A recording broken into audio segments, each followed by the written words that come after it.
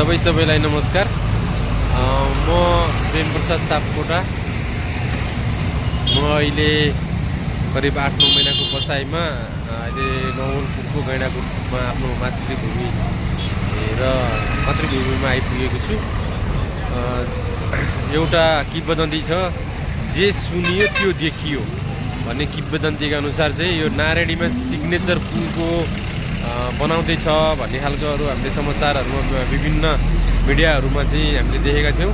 अहिले चाहिँ प्रत्यक्ष आफूले बनाउँदै गर्दा यो ब्रिजको पहिलोपट्टि भागमा यता चितवनतिरको भागमा 40 फिट जमिनको लेभलबाट 40 फिट तल यो एकदम पिल्लर करिब 100 वर्षसम्म धान्न सक्ने क्यापेसिटी भएको क्षमता भएको पिल्लरलाई चाहिँ अहिले तल धसाउँदै गरेको छ र विस्तृत जानकारीहरू अर्को भिडियोमा प्रस्तुत गर्ने प्रतिबद्धतासहित यहाँहरू सबैलाई नमस्कार, शुभरात्रि, शुभ सन्ध्या भन्न चाहन्छु। हस्त, जय नेपाल।